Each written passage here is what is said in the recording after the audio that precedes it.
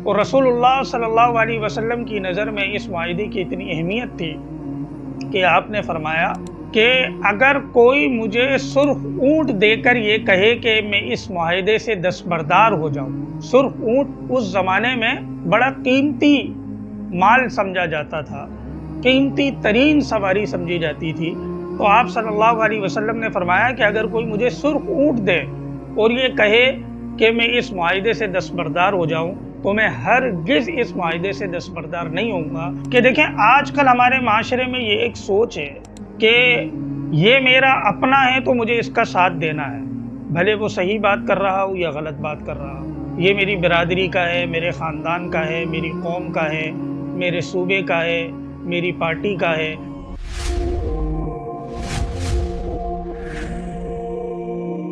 بسم اللہ الرحمن الرحیم، نحمدہ و نصلی علی رسولہ النبی الکریم، اما بعد۔ السلام علیکم ورحمۃ اللہ وبرکاتہ۔ الحمدللہ، اللہ تبارک و تعالیٰ کے فضل سے سیرت النبی صلی اللہ علیہ وسلم کا ایک مبارک سلسلہ چل رہا ہے، اور آج کی اس ویڈیو میں ہم انشاءاللہ سیرت کے کچھ نئے پہلوؤں پر روشنی ڈالیں گے۔ اور جب بھی اس سیرت کے درس کا آغاز ہوتا ہے تو میں اپنے آپ سے بھی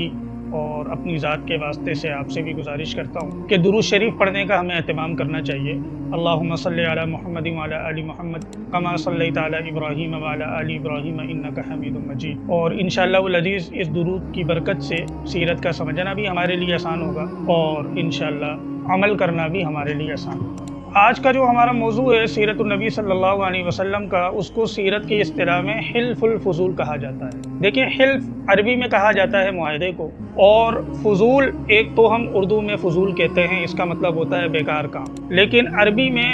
اس کا معنی کچھ اور ہوتا ہے، اور فضول عربی میں فضل کی جمع ہے۔ اس معاہدے کو جو حلف الفضول کہا جاتا ہے اس کی وجہ یہ ہے کہ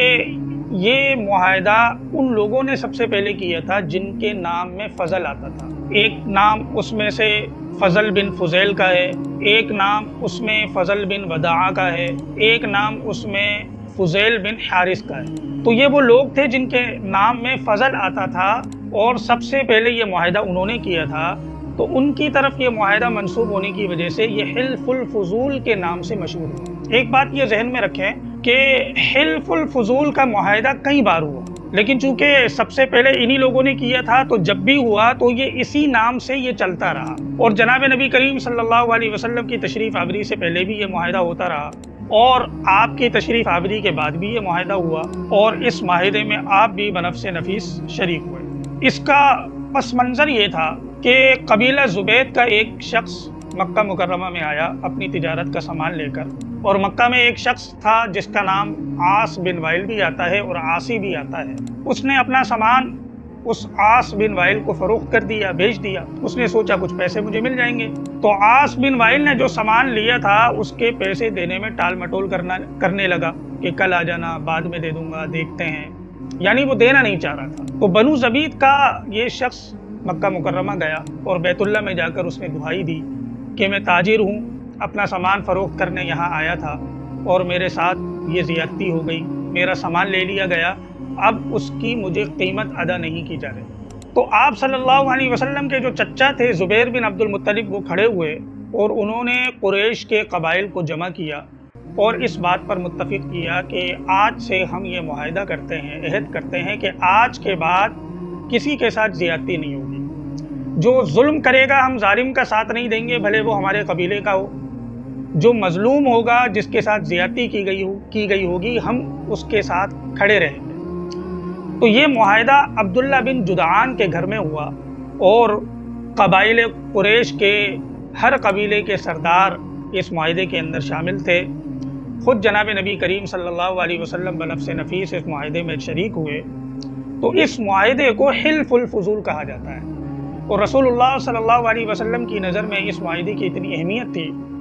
کہ آپ نے فرمایا کہ اگر کوئی مجھے سرخ اونٹ دے کر یہ کہے کہ میں اس معاہدے سے دستبردار ہو جاؤں۔ سرخ اونٹ اس زمانے میں بڑا قیمتی مال سمجھا جاتا تھا، قیمتی ترین سواری سمجھی جاتی تھی، تو آپ صلی اللہ علیہ وسلم نے فرمایا کہ اگر کوئی مجھے سرخ اونٹ دے اور یہ کہے کہ میں اس معاہدے سے دستبردار ہو جاؤں تو میں ہرگز اس معاہدے سے دستبردار نہیں ہوں گا، کیونکہ یہ وہ معاہدہ ہے جس میں ظالم کو ظلم سے روکا جا رہا ہے اور مظلوم کی اعانت کی جا رہی ہے۔ چنانچہ جب یہ معاہدہ ہوا تو تمام لوگ عاص بن وائل کے پاس آئے اور کہا کہ بھائی تم اس کا جو سامان تم نے لیا ہے یا تو سامان واپس کرو، اگر تمہارا لینے کا ارادہ ہے تو اس کی قیمت ادا کرو۔ چنانچہ عاص بن وائل نے نہ چاہتے ہوئے بھی تمام قبائل کے اتفاق کی وجہ سے اس تاجر کو اس سامان کی قیمت ادا کر دی۔ تو حلف الفضول کا یہ جو معاہدہ ہے، اس میں ہمارے لیے ایک عملی سبق یہ ہے کہ دیکھیں آج کل ہمارے معاشرے میں یہ ایک سوچ ہے کہ یہ میرا اپنا ہے تو مجھے اس کا ساتھ دینا ہے، بھلے وہ صحیح بات کر رہا ہو یا غلط بات کر رہا ہو۔ یہ میری برادری کا ہے، میرے خاندان کا ہے، میری قوم کا ہے، میرے صوبے کا ہے، میری پارٹی کا ہے۔ میں اگر پٹھان ہوں تو مجھے پٹھان کا ساتھ دینا ہے، وہ صحیح بات کرے یا غلط بات کرے۔ میں اگر پنجابی ہوں تو مجھے ہر صورت میں کسی پنجابی کا ساتھ دینا ہے۔ میں اگر مہاجر ہوں تو ہر صورت میں مجھے کسی مہاجر کا ساتھ دینا ہے۔ غرض انسان کا تعلق جس قوم سے ہوتا ہے، جس نسل سے ہوتا ہے، جس صوبے سے ہوتا ہے، جس تنظیم سے ہوتا ہے، جس سیاسی جماعت سے ہوتا ہے، وہ اس کو پوری طرح سپورٹ کرتا ہے، قطع نظر اس کے یہ دیکھے بغیر، جانے بغیر، سوچے بغیر، سمجھے بغیر کہ یہ جو کر رہا ہے صحیح کر رہا ہے یا غلط، یہ جو کہہ رہا ہے صحیح کہہ رہا ہے یا غلط۔ اگر کوئی اہل حدیث ہے تو وہ اہل حدیث کو سپورٹ کرے گا، بھلے اس کی بات غلط ہو۔ اگر کوئی دیوبندی ہے تو وہ دیوبندی کو سپورٹ کرے گا، بھلے اس کی بات غلط ہو۔ لیکن حلف الفضول کا یہ جو معاہدہ ہے، اس سے ہمیں یہ سبق مل رہا ہے کہ ہمیں دیکھنا یہ ہے کہ جو شخص جو کام کر رہا ہے، جو شخص جو بات کہہ رہا ہے، آیا اس کا وہ کام، اس کی بات صحیح ہے تو ہمیں اس کی تائید کرنی ہے، خواہ وہ ہماری پارٹی کے مخالف ہو، ہمارے صوبے کا نہ ہو، ہماری برادری کا نہ ہو، ہمارے معاشرے کا نہ ہو، ہماری سوسائٹی کا نہ ہو، ہماری قوم کا نہ ہو، ہماری نسل کا نہ ہو۔ لیکن اگر وہ حق بجانب ہے تو ہمیں اس کا ساتھ دینا ہے۔ لیکن وہ ہمارا اپنا ہے اور غلط کام کر رہا ہے یا غلط بات کہہ رہا ہے تو ہمیں اس کی تائید نہیں کرنی۔ اور اس سے یہ بات بھی ہمیں سمجھ میں آتی ہے کہ دیکھیں دنیا میں کوئی بھی انسان کامل نہیں، کوئی بھی معاشرہ، کوئی بھی سوسائٹی، کوئی بھی پارٹی، کوئی بھی انسان ایسا نہیں کہ اس میں 100% خوبیاں ہوں۔ نہ کوئی معاشرہ، نہ کوئی سوسائٹی، نہ کوئی انسان ایسا ہے جس میں 100% خرابی ہو، کیونکہ اگر انسان میں 100% خوبیاں ہوں تو وہ انسان نہیں فرشتہ بن جائے گا، اور اگر انسان میں 100% خامیاں اور برائیاں ہوں تو وہ انسان نہیں شیطان بن جائے گا۔ تو انسان کو نہ فرشتہ سمجھا جائے، نہ شیطان سمجھا جائے، بلکہ انسان کو انسان سمجھنا چاہیے کہ یہ صحیح کام بھی کر سکتا ہے، غلط کام بھی کر سکتا ہے، یہ صحیح بات بھی کر سکتا ہے، غلط بات بھی کر سکتا ہے۔ لیکن انسان کو اگر کسی کی حمایت کرنی ہے تو اس حلف الفضول سے، اس سیرت کے ایک اہم پہلو سے ہمیں یہ بڑا اہم سبق ملتا ہے کہ ہمیں اس کے کام کو، بات کو دیکھ کر اس کی حمایت کرنی ہے، اس کی تائید کرنی ہے۔ اگر اس کا کام، اس کی بات حمایت کے قابل ہے، بھلے وہ ہمارا اپنا نہیں، تب بھی ہمیں اس کی حمایت کرنی ہے۔ اگر اس کا کام اور اس کی بات حمایت کے قابل نہیں، بھلے وہ ہمارا اپنا ہے، تو پھر بھی ہمیں اس کی تائید نہیں کرنی۔ اسی وجہ سے رسول اللہ صلی اللہ علیہ وسلم نے ایک حدیث میں ارشاد فرمایا کہ اپنے بھائیوں کی مدد کرو،